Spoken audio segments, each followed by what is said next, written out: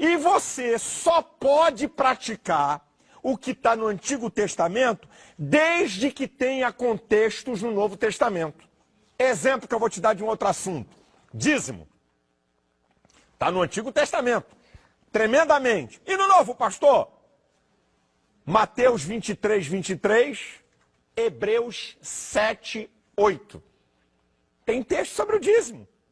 Dizendo que, Hebreus 7, 8 diz que você dava dízimo a homens que morrem na antiga aliança. Agora, na nova, você dá para aquele que vive para sempre. Ok? Sua dúvida está em Hebreus capítulo 7, numa passagem que aparentemente estaria ensinando que nós devemos dar o dízimo. A passagem de Hebreus 7, de 1 a 10, costuma ser usada por muitos como prova de que o cristão deve dar o dízimo. Ao ler Gênesis 14, de 8 a 24 e Hebreus 7, de 1 a 10, é preciso perguntar nessas passagens: quem deu o dízimo? De onde veio o dízimo?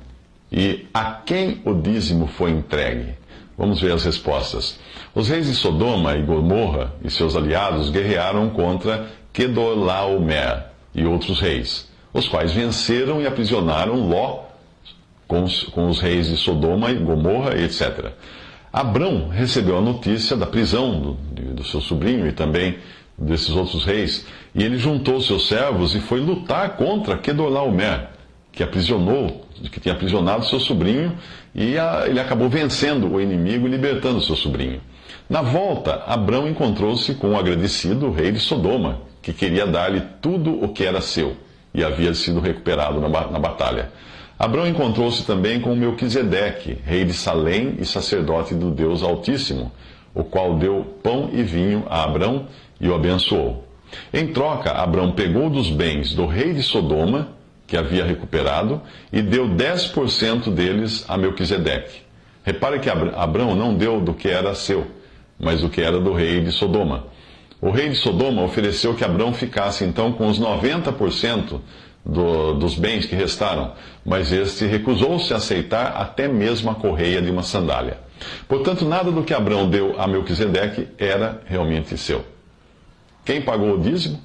Abrão. De onde veio o dízimo? Dos bens do rei de Sodoma. A quem o dízimo foi pago? A Melquisedeque. Se alguém quiser obrigá-lo a dar o dízimo, com base na passagem de Hebreus 7, de 1 a 10, você terá de fazê-lo entregando algo que não é seu. Por exemplo, digamos que você fosse um policial, depois de lutar contra uma quadrilha que assaltou o banco e prendeu os bandidos, você deveria entregar para a sua religião 10% do dinheiro roubado que você recuperou e devolver os restantes 90% para o banco, mesmo que o banqueiro insistisse para que você ficasse com tudo. Absurdo, não é mesmo? Pois então também é um absurdo usar Hebreus 7, de 1 a 10, para justificar a entrega do dízimo na atual dispensação da igreja. A passagem, obviamente, não tem seu foco no dízimo, mas o contexto está todo mostrando que o sacerdócio de Melquisedeque, que era um tipo de Cristo, é superior ao sacerdócio de Arão.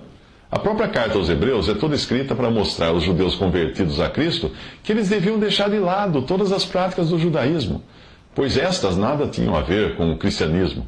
Inclua-se aí também o dízimo, que foi dado a Israel como ordenança na lei de Moisés, e não aparece em nenhum lugar da doutrina dada pelos apóstolos à igreja.